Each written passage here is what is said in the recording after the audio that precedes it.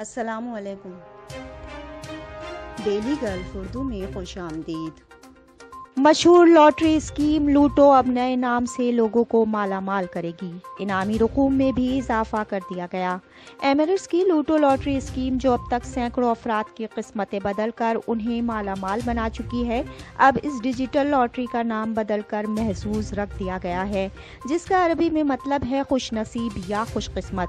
لوٹو کی لاٹری جاری کرنے والی کمپنی ایونگز کے چیف ایگزیکٹو آفیسر نے اعلان کیا ہے کہ لوٹو کے نئے نام محظوظ سے پہلی قرعہ اندازی 21 نومبر 2020 کو رات 9 بجے ہوگی، جس کی لائیو اسٹریمنگ ان کی ویب سائٹ پر دیکھی جا سکے گی۔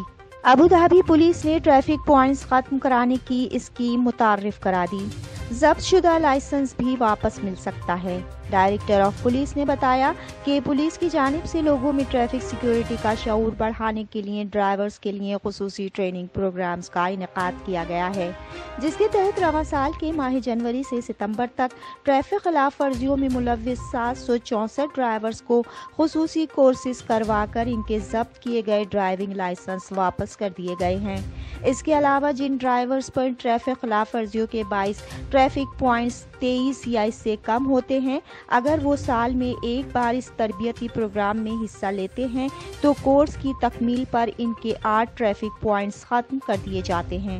متحدہ عرب امارات میں کرونا وائرس کے نئے کیسز کا اعلان۔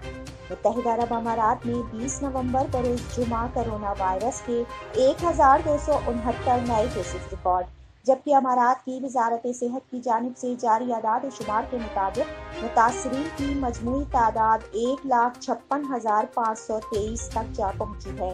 پچھلے 24 گھنٹوں میں 840 صحت یابیوں کے بعد صحت یابیوں کی کل تعداد 1,47,309 ہو گئی ہے۔ آج کورونا سے مزید 3 ہلاکتوں کے بعد ہلاکتوں کی کل تعداد 547 ہو گئی ہے۔ دبئی میں غیر ملکی کارکن کو جعلی CID آفیسرز نے لوٹ لیا۔ تفصیلات کے مطابق دبئی میں 2 طالب علموں نے خود کو CID کے اہلکار ظاہر کر کے ایک غیر ملکی کارکن کو رقم سے محروم کر دیا۔ پولیس کے مطابق ملزمان نے ایک بنگلہ دیشی کارکن کو سٹن گن دکھا کر خوفزدہ کیا اور پھر اسے گاڑی میں بٹھا کر اس کے پاس موجود 3000 درہم کی رقم لوٹ لی۔ پولیس نے دونوں ملزمان کو گرفتار کر لیا ہے، جن میں ایک ملزم اماراتی جبکہ دوسرا بحرینی ہے۔ ابوظہبی کے ہسپتال کو مریض کا غلط علاج لے ڈوبا، 1 لاکھ درہم کا جرمانہ ہو گیا۔ تفصیلات کے مطابق غیر ملکی باشندہ سینے میں تکلیف کے باعث ابوظہبی کے ایک ہسپتال میں گیا، جہاں اس کے ٹیسٹ لینے کے بعد ڈاکٹر نے اسے فوری آپریشن کی تجویز دی، تاہم آپریشن کے بعد بھی مریض کی حالت ٹھیک نہ ہو سکی۔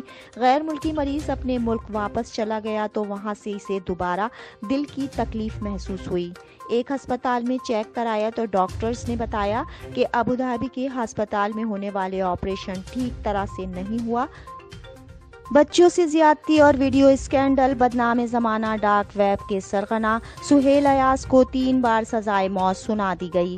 تفصیلات کے مطابق راولپنڈی کی عدالت نے بچوں کے ساتھ زیادتی اور ان کی ویڈیوز بنانے کے جرم میں ڈارک ویب عالمی گینگ کے سرغنہ سہیل ایاز کو 3 مرتبہ سزائے موت کا حکم سنا دیا۔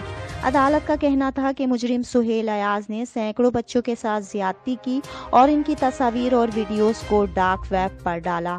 مجرم سہیل ایاز برطانوی عدالت سے بھی 4 سال کی سزا کاٹ چکا ہے۔ مجرم کے خلاف اٹلی میں بھی بچوں کے ساتھ زیادتی کا مقدمہ چلایا گیا تھا۔ شیخ محمد بن راشد ال مکتوم کا امارات میں بسنے والے تارکین وطن اور مقامی افراد کے لیے اہم پیغام۔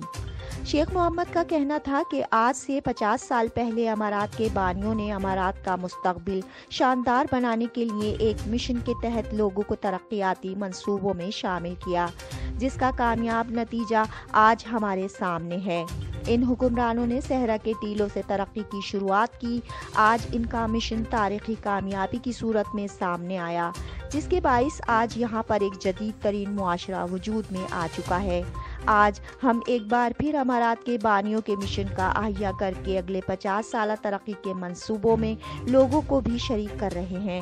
ہمارا مقصد اگلی نسلوں کے لیے ایک شاندار مستقبل والا امارات تعمیر کرنا ہے۔ آج ہم مقامی افراد اور تارکین وطن کو دعوت دیتے ہیں کہ وہ UAE کے مستقبل کی تعمیر میں ہمارا ساتھ دیں۔ اب تک کے لیے اتنا ہی. اگلے بلیٹن تک کے لیے خدا حافظ.